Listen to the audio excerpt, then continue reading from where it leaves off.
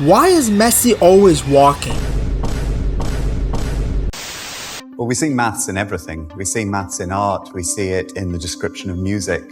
And of course, we can use the same ideas to describe Lionel Messi. For many of you tuning into the World Cup for the first time, you might be shocked to see that the best player at the tournament, the greatest player of all time, just walks nonchalant for most of the game. Now, it's easy to look at Messi strolling around the pitch, scratching his balls, and think that he isn't working. But that's exactly what makes him so dangerous. So what can Messi do this time? It's in low! It's it in! It's Messi! It's magical! It's another record! He's scoring 7 successive World Cup Finals games! Is there nothing this magical man can't do? Messi flying forward. Lionel Messi! He transcends time! His 200th cap! His 6th World Cup! Another majestic moment for Lionel Messi! What looks like laziness is actually one of the smartest tactical weapons football has ever seen. Messi doesn't walk because he can't run. He walks so he knows exactly when to run. Instead of wasting energy chasing the ball, he spends long periods studying the game. While defenders are focused on the ball, Messi is watching everything else. He's tracking defenders, spotting gaps between the lines, noticing who's getting tired, and waiting for the exact moment the defense loses its shape. It's almost like a predator stalking its prey. He's walking the ball. That is what I like the most. He's not out of the game. He's involved. He's moving his head. Right, left, right. By conserving his energy, Messi is able to explode into action when everyone else is already tired. Those short bursts over 5 or 10 meters are often all he needs to create a chance or score a goal. Walking also makes him surprisingly difficult to defend against. Most attacking players are moving, so defenders always know where to follow them. Messi does the opposite. He drifts around slowly, often looking completely uninvolved. So the defenders relax, lose concentration, or just stop marking him. Then within a split second, Messi appears in the one space nobody was watching. That's why so many of his goals seem to come from nowhere. As his career has progressed, this became even more important, because in his younger days, Messi could beat 4 or 5 defenders with pure acceleration.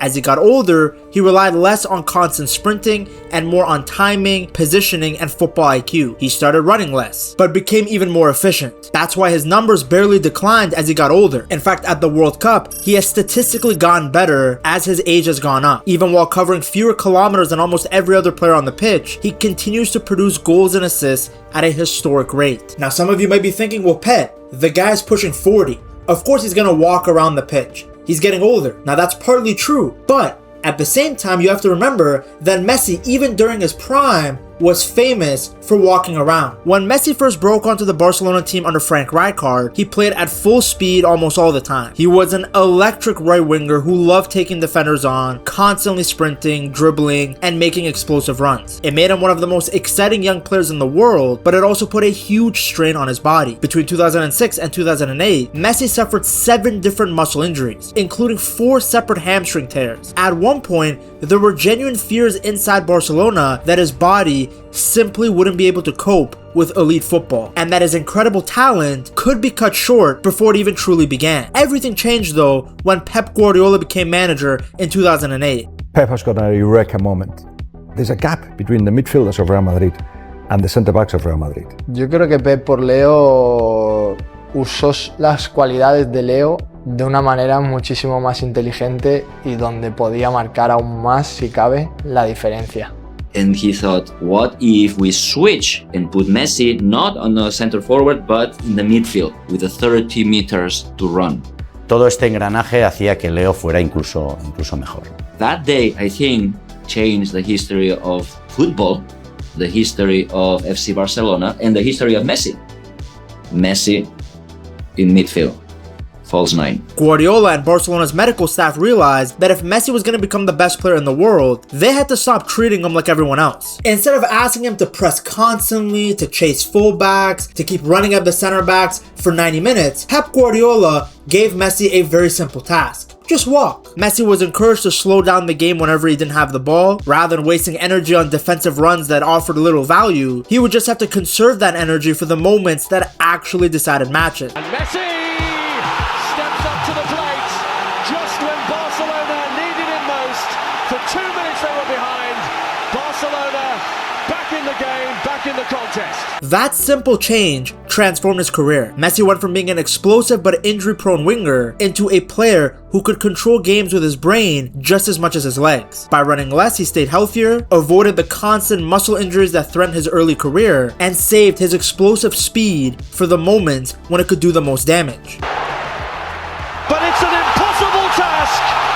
This man is just unstoppable. One of the best examples came during Barcelona's famous 3-0 win over Real Madrid at the Bernabeu in 2017. Tracking data showed that Messi spent an incredible 83% of the match just walking. He only jogged for around 11% of the game, ran for less than 5%, and sprinted for just over 1% of his time on the pitch. Yet he completely dominated the match. He scored, assisted, created 9 chances, completed 6 successful dribbles, and was comfortably the best player on the pitch. The same pattern showed up again during Argentina's World Cup winning run in Qatar. Across the tournament, Messi covered roughly 66 kilometers, but more than 60% of that distance came at walking speed. Before the final, he had already walked over 30 kilometers. Compared to the players around him, the difference was huge. Messi averaged around 4.6 kilometers of walking per match, spending close to 80% of the game moving at a literal walking pace. His attacking teammates walked only about 2.9 kilometers per game, roughly 40% of their playing time, while they also sprinted almost twice as often as Messi. The biggest reason why Messi can spend so much time walking without disappearing from games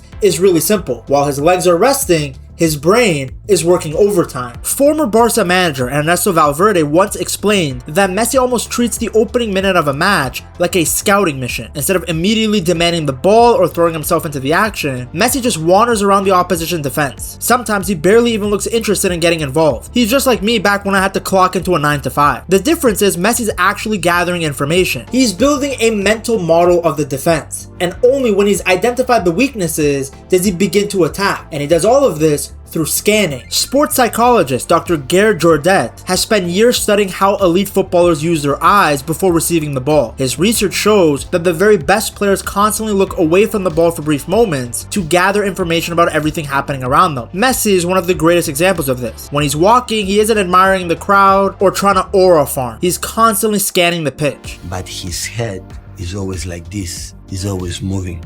He's not running, but he's always watching what happens. Every few seconds, he quickly glances away from the ball to check where the defenders are standing, where his teammates are moving, and where the space is beginning to open up. The thing about him is that he doesn't even come near you. So me and Vidic stood on the halfway line once at Wembley and looked at each other and just went, and we were losing, and we were standing there thinking, I've not even touched anyone, not even got anywhere. If you're a defender in a game, you want to get near people, or at least get the ball. We didn't have the ball. You just feel like I'm just out here, but I'm not out here doing nothing. The amazing part is how quickly he does it. Most of these scans last less than a second. They're so fast that Messi never loses track of the ball, but they're long enough for his brain to collect a huge amount of information. You have the map in his eyes and his brain to know exactly where is the space and what is the panorama. It's like being a jungle when I had to survive. Even more impressive is how subtle they are. Instead of making these big, obvious head turns, Messi uses tiny movements of his eyes or slight turns of his head. These little micro scans are almost impossible for defenders to notice, which means they can't predict what he's about to do. By the time the ball finally reaches him, Messi has already done the hard work. He knows where every defender is, he knows where his teammates are running, and in many cases, he's already decided exactly what he's going to do with the ball before he's even touched it. The most important thing with Messi is his correct control, his pass, it's always perfect. Oh, that's a superb ball. And every time his decision is correct. Messi in behind the defense. It's about to understand the game. When every situation take the right decisions in the right moment. That's why the guy makes everything look so effortless. Messi relies heavily on fast twitch muscle fibers. You know, the muscles responsible for explosive acceleration, quick changes of direction. Combine this with his low center of gravity, incredible balance, and elite body control, and he's able to explode past defenders in just a few steps. The problem is that these explosive muscles don't last forever. Sports science shows that every player has a limited number of maximum effort sprints they can produce before fatigue starts to set in. As players tire, they don't just lose speed. You'll also see their reactions slow down, their decision making gets worse. Messi solves that problem by refusing to waste any sprints. Instead of chasing fullbacks or pressing center backs for 90 minutes like a chicken with his head cut off, he spends much of the game walking. That allows him to save energy, preserve his muscle glycogen, and keep his body fresh for the moments that actually matter. So when a gap finally opens, Messi can still explode over 5 or 10 yards at full speed, even in the closing stages of a match when everyone else is running on empty. He also plays in areas that require the least amount of unnecessary running. Rather than constantly drifting into wide positions or tracking back into his own half, Messi spends most of the time around the penalty area and central spaces. Every movement has a purpose. Every sprint is short, sharp, and designed to create or finish a chance. It's an incredibly efficient way to play. That's why even in his late 30s, he's still producing moments that younger players simply can't. Of course, this strategy only works if the rest of the team is built around it. When Messi walks, his team is basically defending with one fewer player. If nobody covers for him, the entire defensive shape can fall apart. That's why every great Messi team has been filled with players who are willing to run for him and to do the dirty work. Pep understood this really well before anybody. Instead of asking Messi to chase defenders all over the pitch, he told the players around him to win the ball back immediately whenever Barca lost possession. The nearest players would swarm the ball within seconds, trying to recover it before the opposition could even launch a counterattack. It was called the 7-second rule. As a result, Messi rarely had to sprint 40 or 50 yards back towards his own goal. He could just stay high up the pitch, ready for the next attack. Now I want to make it very clear, it's not like Messi wasn't pressing. Especially during his time at Barca with Pep, the whole team pressed. And if you watch younger Messi clips, he was very aggressive, very intense out of possession. The only thing is, he just didn't have to constantly do it across 90 minutes. This way, Barcelona made sure their most dangerous player spent his energy where it mattered the most. Argentina perfected the same idea